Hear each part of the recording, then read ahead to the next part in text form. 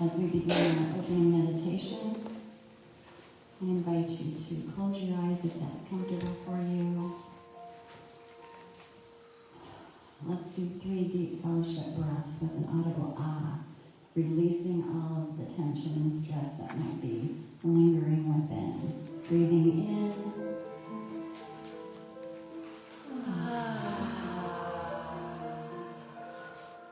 Breathe in.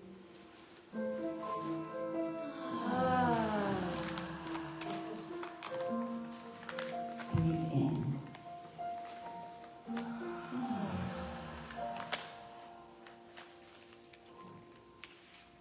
So we bring our full attention to the one divine presence, the all that is,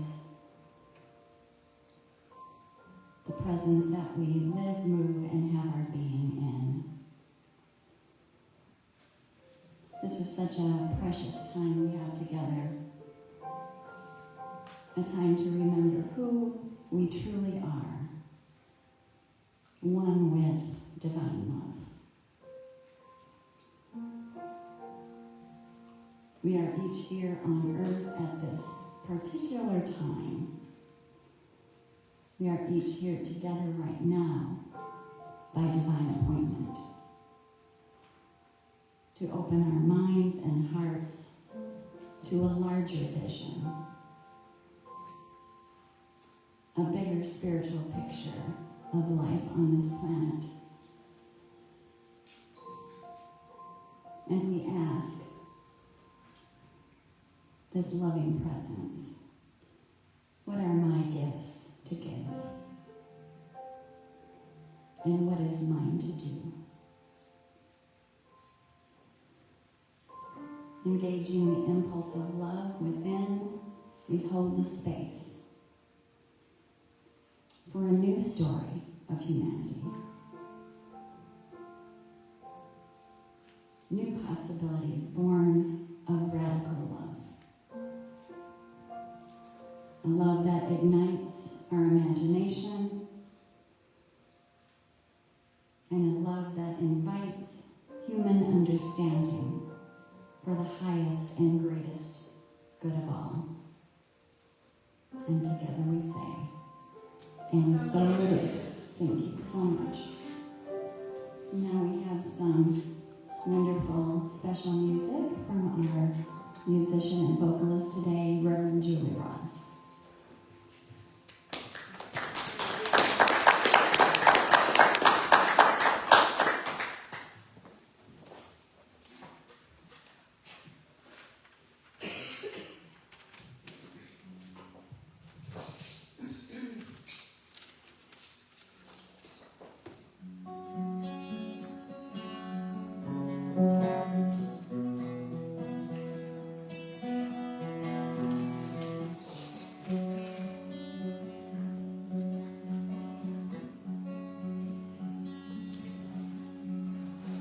These streets, a virtual stage is seem to me. Makeup on the faces, actors took their places next to me. I walk these streets in a carnival of sights to see. All the cheap thrill seekers, the vendors and the dealers, they crowded up around me. Have I been blind? Have I been lost inside myself, my own mind?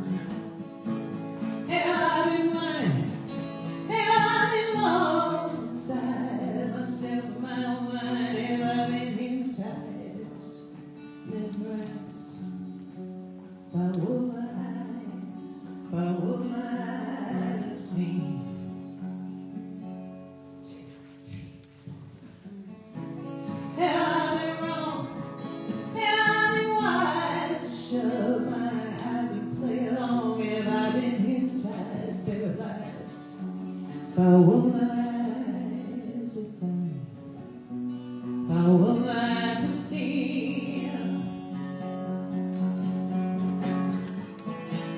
and I've been blind, and I've been lost, and I've been wrong, and I've been hypnotized, and I've been mesmerized. Foul eyes have found in that great street carnival, in that great street carnival, in that carnival.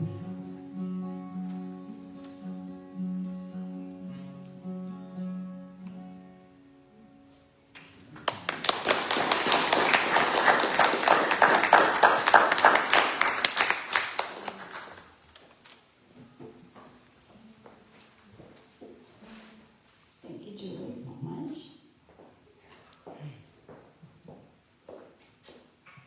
We're going to sing another fellowship song. And so I would ask you to turn to page 25.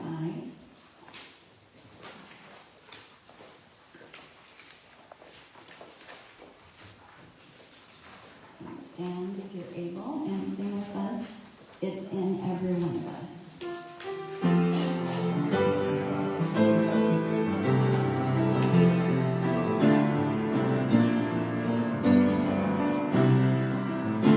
Please stay standing.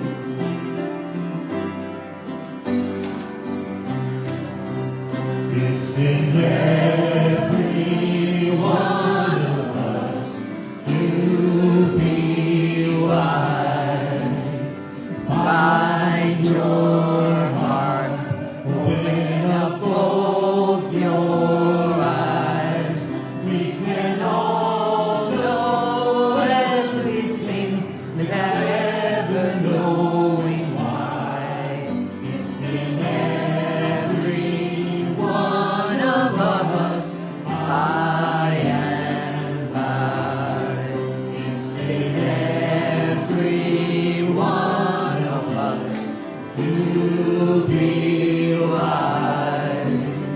Find your heart, open up all your eyes.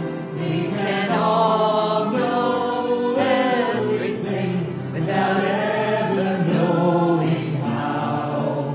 It's in every one of us now, right now. Please stay standing and take a few moments to say hello to each other and hugs and handshakes.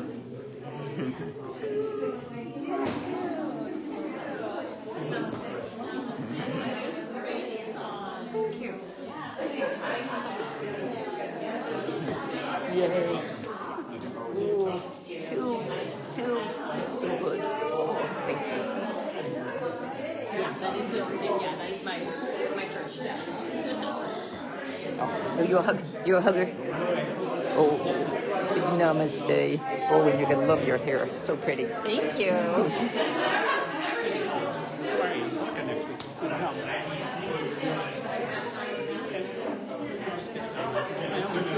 Hey, Sari, nice to meet you. Where do you live? Yeah, I was ready for his birthday.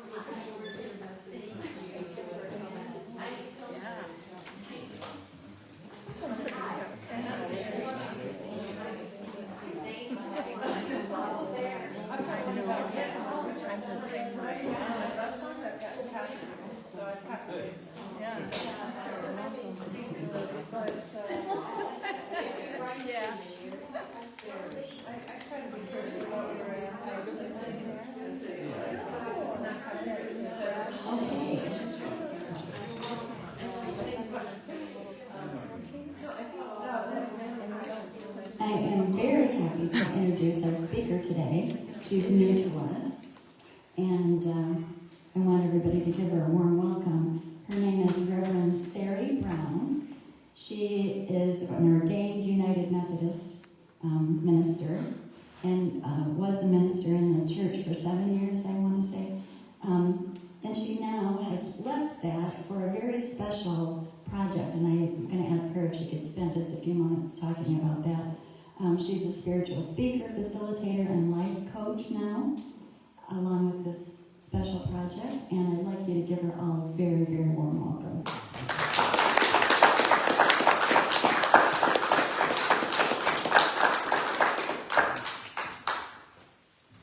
Hello, thank you so much for having me here.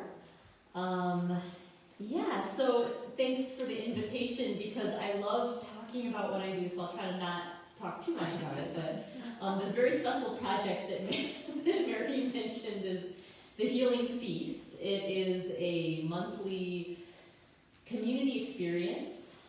We have dinner, we create really delicious, nurturing meals, a lot of times globally inspired. My husband is from Oaxaca, Mexico, and I've lived in different South American countries, so a lot of times it's from those regions of the world, and we're trying to collaborate with other people. So it's really, really delicious, nurturing food. We get as much local organic stuff as possible. We try to make it accessible for different dietary needs as much as possible. And then we also have experience of community building with, I call them practices of aliveness, because even beyond spiritual practices, I want to be really accessible for people coming from different backgrounds. So they're practices of aliveness, and sometimes it's song and music, sometimes it's movement, sometimes we do these circle dance chants are what I call them. We do different healing practices, we do meditation, we do poetry, we do just really anything you can think of that makes you feel more fully alive.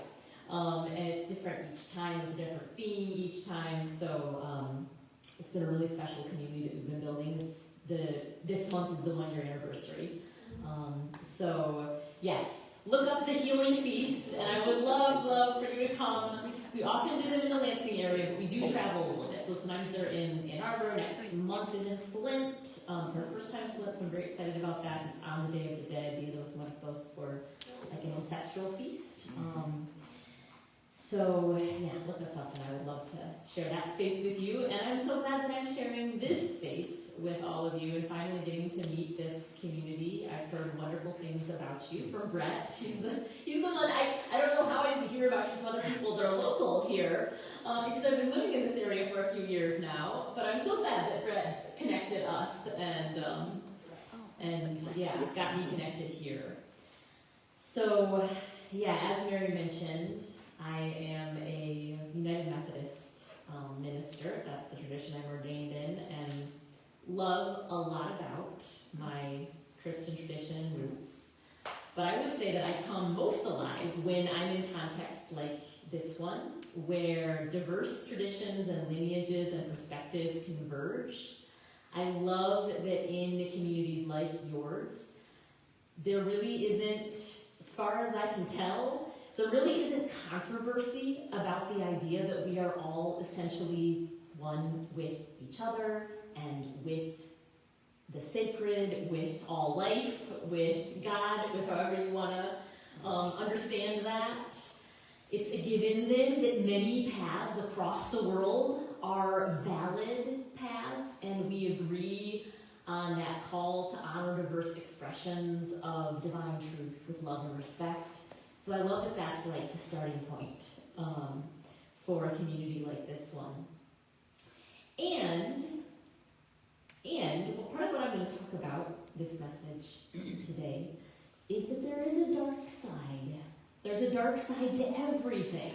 Because when we assume that we are all one, united in love, beings of light, and need only to realize that and raise our vibration, it can be hard to accept that we are not always loving and unified or harmonious with each other. Yeah, you all know what I'm talking about here. It can be hard to face that dead on, right? So there's this strange little collection of stories from my tradition. If you're not from a Christian background, it might be particularly strange to you hearing these stories. If you are, it might bring up some things you don't like to remember. But bear with me, because I think that this collection of stories has some precious nuggets of wisdom for all of us about living out the ideal of unity. So I'm going to read some excerpts from the Gospel of Mark, chapter 9, verses 31 to 50. And it goes like this. Jesus said to his disciples as they were traveling, "The Son of Man is going to be delivered into the hands of men. They will kill him, and after 3 days he will rise." But they did not understand what he meant, and they were afraid to ask him about it. And when they got where they were going, Jesus asked, "What were you arguing about on the road?" But they kept quiet because on the way they had argued about who was the greatest. Sitting down, Jesus called the 12 and said, "Anyone who wants to be first must be the very last and the servant of all." He took a child to place among them. Taking the child in his arms, he said, "Whoever welcomes one of these little children in my name welcomes me. And whoever welcomes me does not welcome me, but the one who sent me." "Teacher," said John, "we saw someone driving out demons in your name. We told him to stop. He was not one of us." "Do not stop him," Jesus said, "for no one who does a miracle in my name can in the next moment say anything bad about me, for whoever is not against us is for us. Truly I tell you, anyone who gives you a cup of water in my name because you belong to the Messiah will certainly not lose their reward.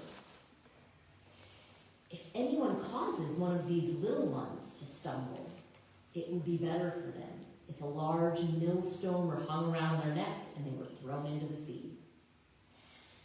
If your hand causes you to stumble, cut it off. It is better for you to enter life maimed than with 2 hands to go into hell, where the fire never goes out. And if your foot causes you to stumble, cut it off. It is better for you to enter life crippled than to have 2 feet and be thrown into hell. And if your eye causes you to stumble, pluck it out. It is better for you to enter the kingdom of God with 1 eye than to have 2 eyes and be thrown into hell. Everyone will be salted with fire. Salt is good, but if it loses its saltiness, how can you make it salty again? Have salt among yourselves and be at peace with each other." Here ends the reading, along with all the love and light and raised vibrations. So let's see how we can unpack this. Last Sunday, churches, Christian churches across the globe, celebrated World Communion Sunday, which encourages Christians to embrace the unity in the diverse body of Christ and gather at that same great metaphorical communion table. And in some ways, I think that you all celebrate communion with the world all the time. It's kind of like what you're all about. But I do think that a special day like this can kind of help keep us honest that a true experience of unity it's special. It's a practice. We have to keep returning to it and relearning it. World communion, world peace, world realization of our one divine essence, all are variations on our longing for unity. Us humans do not always do it very well, whether we're Christians, Jews, Muslims, Buddhists, indigenous religions, New Age, or New Thought. And this time, in our divided and disrupted world, is ripe for facing the darker side of unity. It's a time to question how the ideal of unity can serve the ones with power or influence while erasing differences or ignoring injustices. It's a time to be honest honest with our habitual ways of relating that block authentic unity. It's a time to unlearn our desires to be greater or wiser or comfortable at others' expense, or to make people conform with our vision of unity. So I'm going to give you an example of, like telling on myself, example of what not to do, because it's hard for all of us. Like, this is a struggle that we're all in together, especially as people with relative amounts of privilege in different ways, which I certainly have. So back in my early 20s, which was a while ago now, I was talking with our MSU student here, Anna, about how I have to work a lot on that campus of MSU, and now I suddenly realize I do stick out a little bit now. I don't look just like a 20-year-old college student. But back when I lived in La Paz, Bolivia as a missionary and anthropological researcher, and I was studying gender equality, ethnicity, and leadership in the Bolivian Methodist Evangelical Church. So when I went, I was very aware of the history of Christian missions that have, even up until the present day in some cases, sent missionaries from wealthy, powerful nations to supposedly less developed cultures with some kind of sometimes conscious or subconscious agenda of imposing their culture that they see as superior, even if it is subconscious, even if it is like we don't think it's about that. And of course, I was determined to be one of the exceptions, to be so humble and woke and all the things. And I really did work hard to understand and respect and immerse myself in Bolivian culture, which I grew to love, from the food and music to their worldview and spiritual practices. I even started dressing like a indigenous woman from La Paz. They call them tulipas paseñas. They really pride themselves on their elaborate fashion.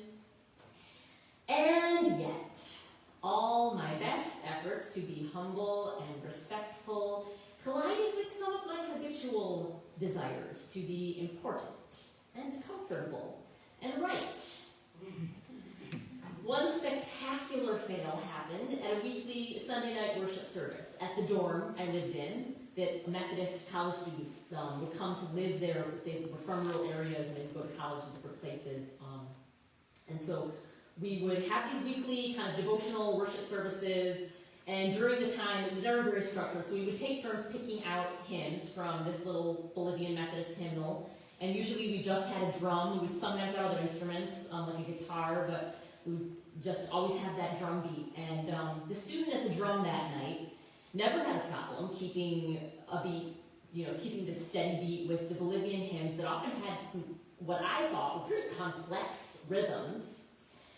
And then one night, someone offered a request of translation of a hymn that was clearly translated from English that I'm familiar with. I don't even remember what it was now, but I remember that it was in simple 3/4 time, like 1, 2, 3, 1, 2, 3, like a waltz rhythm, right? And the young man playing the drum didn't know what the beat was supposed to be, and his playing didn't match the song, so we were kind of struggling to sing in unison. This is the cringe. When the song was over, I smugly announced, next time we sing a song from my culture, I can play the drum. Of course, the drummer looked down ashamed. He put down the mallet, and he refused to keep playing that night. I realized instantly what a dumb, awful thing I had just done. And I didn't apologize to him later, but I could feel it. The damage was done. The damage was already done. I had come to flip the script on Euro-American superiority, and here I was reinforcing it because of those habits. The Sufi poet Rumi writes, "When water gets caught in habitual whirlpools, dig a way out through the bottom of the ocean." When we fall into habits like these, whether it's American imperialism, educational elitism, racial bias, whatever it might be, the only way through is to go down deep, to get really honest with our limited capacity for authentic, loving unity, and trust that there is a way out at the bottom. In the stories that I read today, Jesus' friends, disciples, also fall into habitual whirlpools. While Jesus speaks of the humble, painful path of self-giving love that he is called to take, his disciples are walking along, ignoring what he's saying, arguing about who is the greatest. And when Jesus later asks them what they were arguing about, they're embarrassed to admit it, of course, despite knowing the path of humble service and inclusion and love that Christ called them to walk. They were caught in habitual patterns of self-importance. Most of us, myself included, also prefer reassuring ourselves that we are the enlightened, egalitarian, humble, unconditionally loving, the good ones, that we're the good ones, over actually facing the ways that we're called to grow. Jesus loves his disciples enough to make them uncomfortable. He tells them whoever wants to be first must be last. But he doesn't stop there, because I don't think that words are enough sometimes. He gets an actual child to come over and stand with them. And I like to imagine like a toddler with this, some snot in her nose and some crumbs stuck to her cheek, and she's kind of staring at them like, hey, what are you guys all about without pretense? And Jesus basically tells them, this kid is my representative, not any of you guys trying so hard to be great. This kid, curious, open, needy, vulnerable, and free, is the measure of my greatness. If you welcome her, you welcome me. And if you welcome me, you welcome the one who sent me. Then, to demonstrate with flair how easy it is to fall back into those habitual whirlpools, John says, teacher, we saw someone throwing out demons in your name, and we tried to stop him because he wasn't following us. So, sure, all the disciples who are on this path of love and light are equals, and they're like, okay, yeah, we have to accept that we're all equals. But the people who are not practicing this holy life, who maybe are just throwing out the demons like to get attention or money or who knows what motives, they must be less than us, right? Jesus does not give him this pleasure. He says, if this person is working God's healing, they're on our side. It doesn't matter if they aren't following our way. Spirit is on their side too, apparently. So think about the people who seem to be doing it all wrong by your criteria. Maybe it's megachurch pastors raking in cash, or hell and damnation Bible thumpers. Maybe it's conservative Muslims or Orthodox Jews. Maybe it's the radical, rage-filled leftists. Or how about those who confess no spiritual beliefs, but worship at the altars of capitalism, consumerism, mindless entertainment, rugged individualism, warmongering, an objectification of the earth and other living creatures.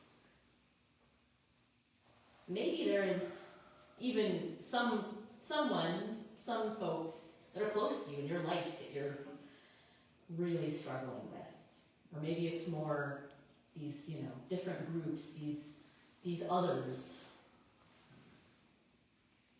Imagine if with those people, we were open to recognize what goodness they are doing. What if we saw the divine essence in them? Regardless of anything else we may rightly disagree about or oppose in their lives. So there's all this talk of sharing God's love, but as this reading goes on, it gets really dark. Jesus goes into this whole rant about cutting off your hand or plucking out your eye if they make you sin. And what do we make of that in a context like this? Why did I read that? I don't think a man who ran around healing people is advocating for literal self-mutilation, which doesn't really make sense. And I want to note that he prefaces the whole thing as a warning for whoever causes one of these little ones to stumble. He's still thinking about children, our spiritual role models. If we make any vulnerable person stumble, an actual child, other innocent humans, other humans who know not what they do, other living beings with their own personhood, then we are stoking the fires of hell on earth. If we disregard anyone who is earnestly doing good, even if it's not following our way, then we are walking ourselves into hell, where our egos, identities, and attachments, our need to be right or to have our way is more important than actually doing right and loving each other. So, we keep seeking a different way, even if it means letting parts of ourselves die.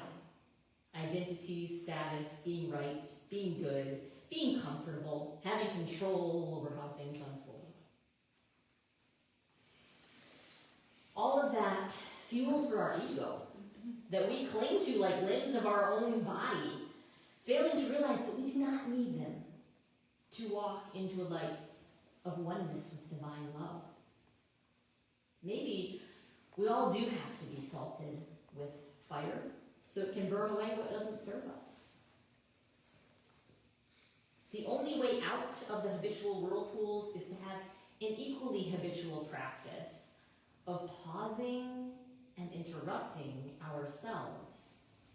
We can stop the self-important hands that swing at others with impatience and indignation that they are not getting with our agenda.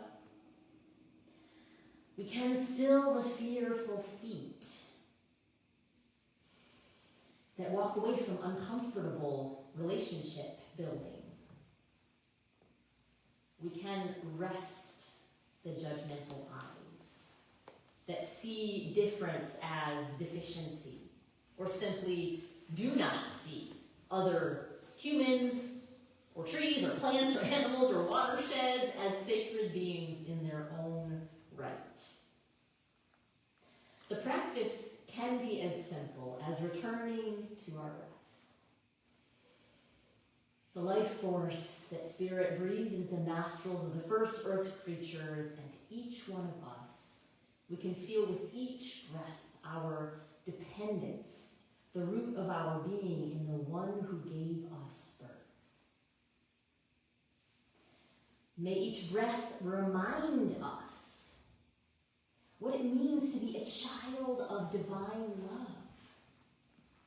We are vulnerable, needy, curious, and free, and we are equally good and beautiful and blind and embarrassing as all the rest of these divine children. We probably have crumbs stuck to our cheek and snot dripping from our nose when we most want to look impressive.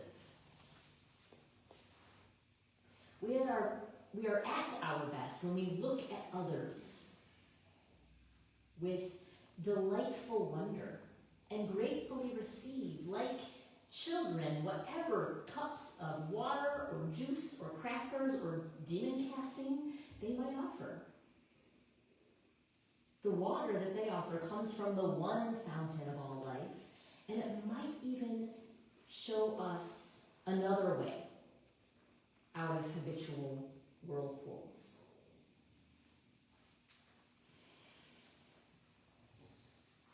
So I'm told that you guys do a meditation at the end, and I love that. I'm like, oh, right, I am going to do a meditation with you all. My favorite thing. So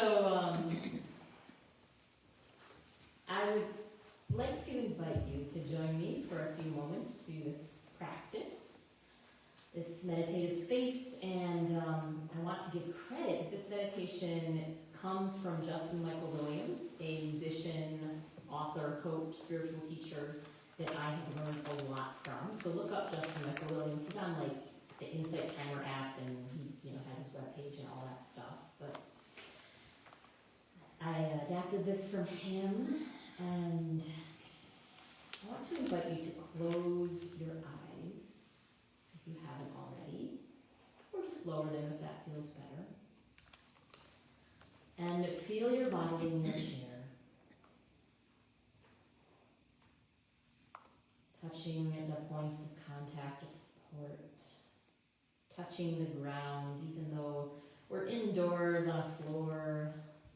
There are many layers, but beneath those layers, there's the good, nurturing earth beneath our feet. And breathe with awareness of this support.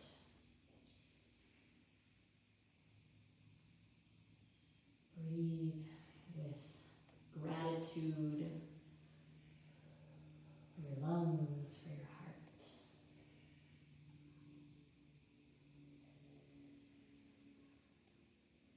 Breathe with awareness of whatever parts of your body are most present right now, whether it's pleasure, pain, tiredness, or discomfort, or ease. Just feel into what is true in your body.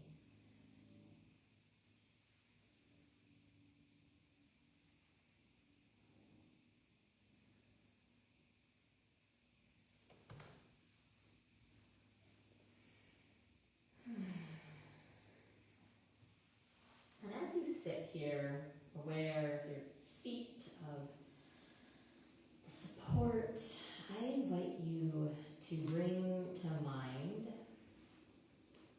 someone from a group or identity is different that you struggle to understand right now.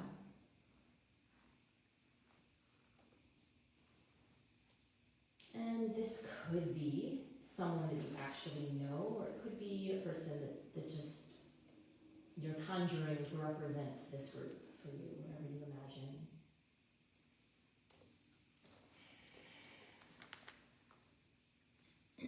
And this person sits down in a chair in front of you.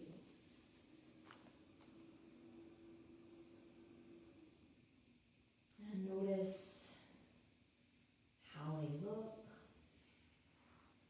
what clothes they're wearing, what posture their body is in.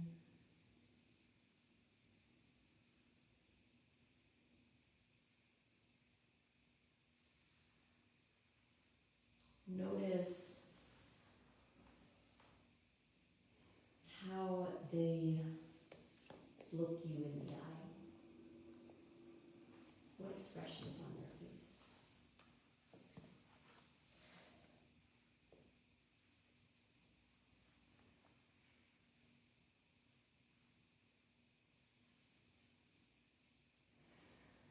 And I invite you to feel what sensations arise in your body as you look at this person.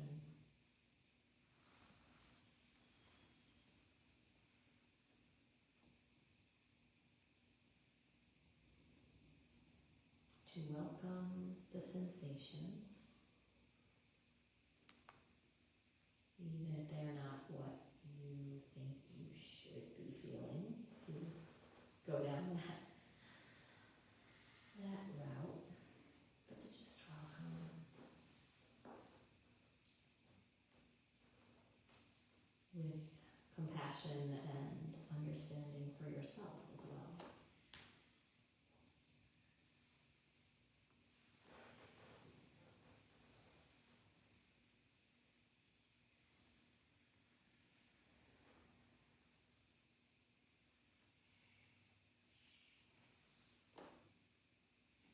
And as you behold this person and are in their presence with whatever you're feeling, I invite you to repeat a mantra in your mind if it feels aligned to do so. You can feel into your sovereignty, and if it feels aligned, I invite you to look at this person before you in your mind's eye and repeat after me. I am you. You are me. We are we.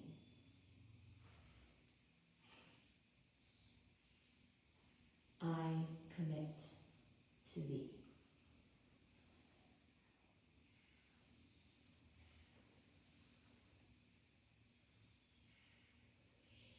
And again, I am you.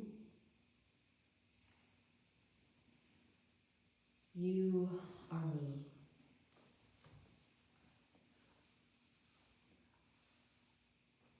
We are we.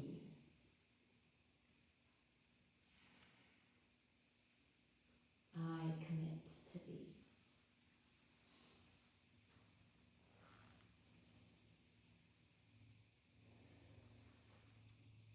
And we'll do that one more time, and this time, if it feels aligned for you, I invite you to repeat after me out loud as well.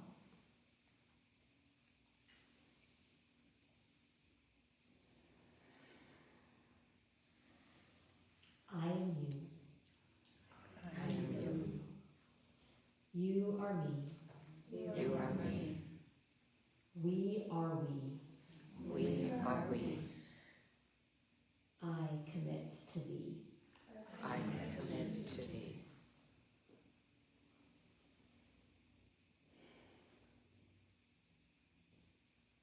And I invite you to notice what you're feeling in your body now. If it's changed, maybe it hasn't. Just to notice what sensations are arising as you continue to look at this person before you.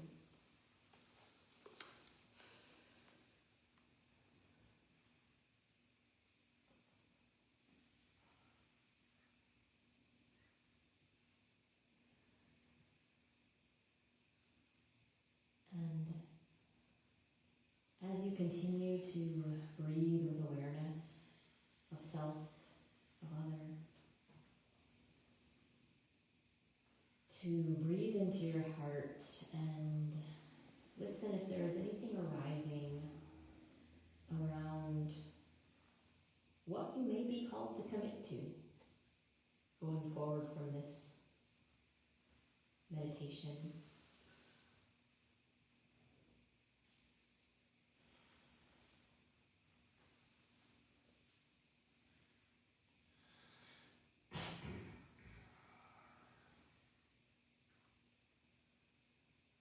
And trusting that it might be something very specific, or it might just be more of a feeling that is forming still, trusting what arises.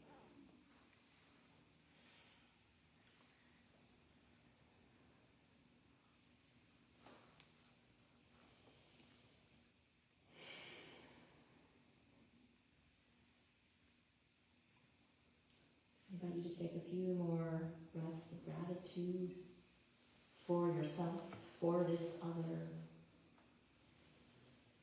for the sacred presence between, within.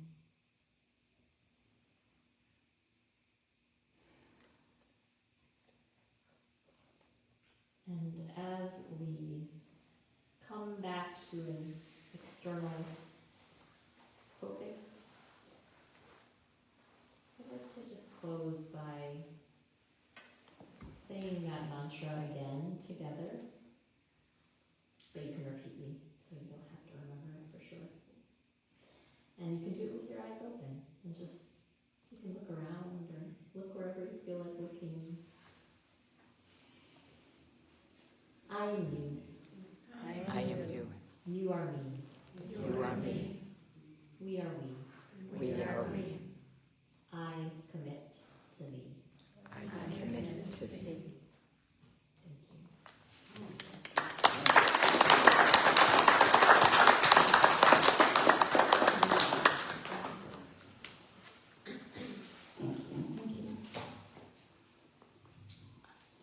This is the time in our service when I just remind us to, or invite us to, fill our hearts with gratitude and appreciation for all of the gifts and the blessings in our lives, including this wonderful spiritual community that we are a part of.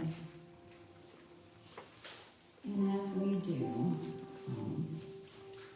Richard will come around with a basket, and as you make your donations, or if you donate online, hold those gifts in consciousness as we envision a thriving and flourishing fellowship community. If you have prayer requests, please drop those in the basket as well. And Corey will guide us, and I am grateful.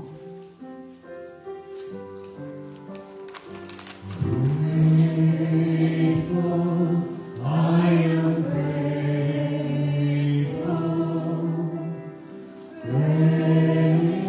Grateful, I am grateful.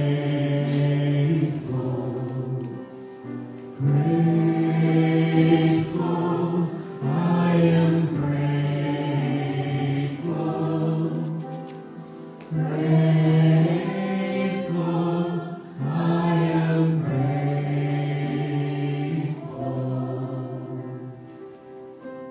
Thank you. And if you would bring out your bulletins and read with me the blessing of our tithes and offerings right on the front.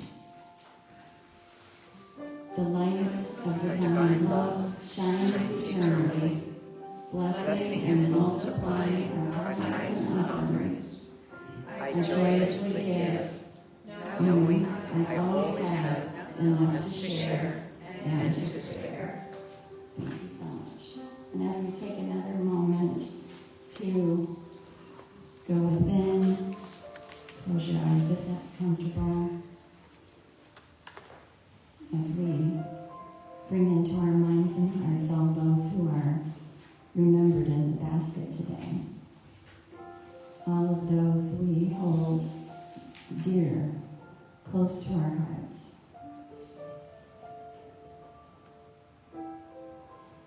Family, friends, acquaintance, all beings on this planet. We extend our collective love, kindness, and compassion. And may their open minds and hearts receive this energy. And may all those who are in need of any kind, may they be ignited with the flame that reminds them that we all are divine love. And all is truly well. And together we say, and so it is. Thank you. Julie?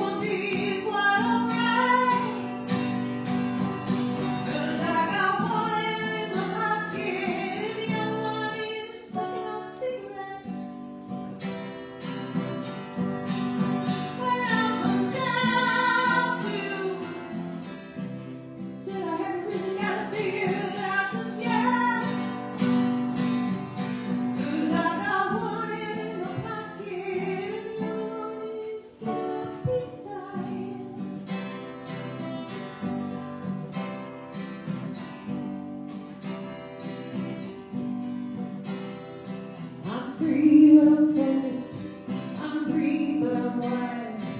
I'm hard, but I'm friendly, baby. I'm sad, but I'm laughing. I'm brave, but I'm twisted. I'm sick, but I'm pretty, baby. Well, it's almost time to say things won't be quite alright. 'Cause I got one in my pocket, the other one is in a taxi cab.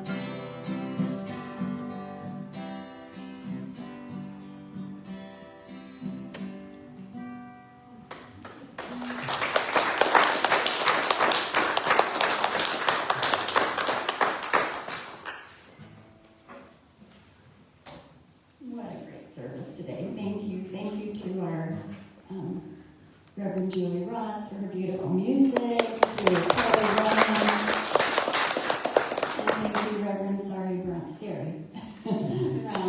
for your message. Very thought-provoking and good practice for navigating this world. Thank you so much. I have a few announcements here. The first one is a fun one. We're going to have a Halloween party fundraiser Saturday, October 25th. Potluck dinner, Matt Blyton music, and of course some fun games. A drawing for 2 autumn-themed gift bags. So please join us. Bring friends.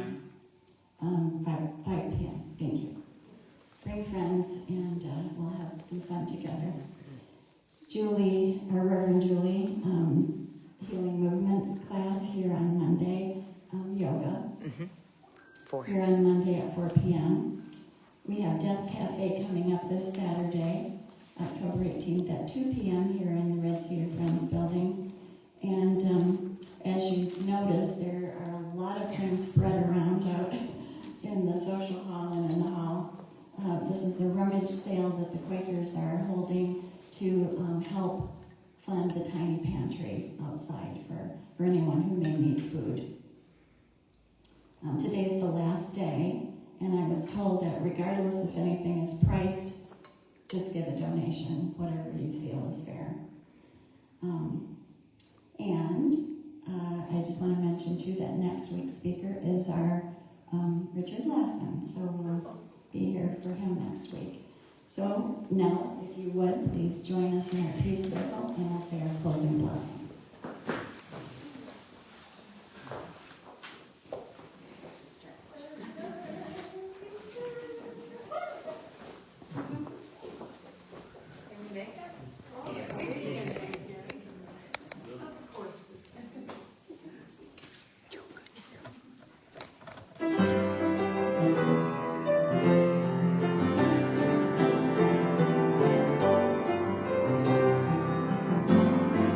Let there be peace on earth, and let it begin with me.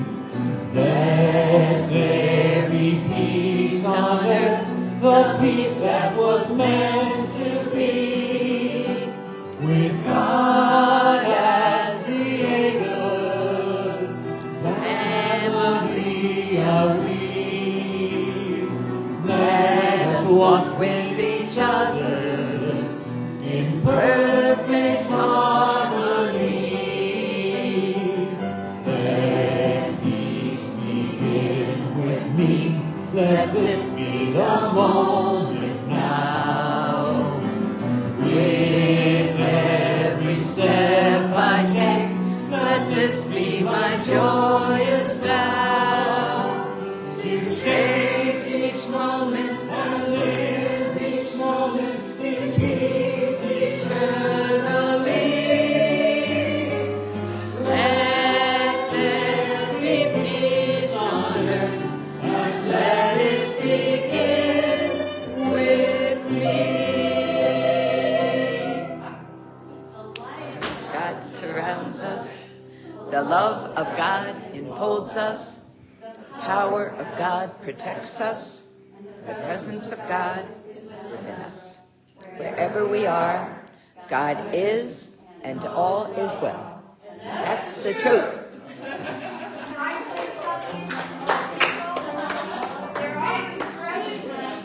Yeah. Over by the kitchen.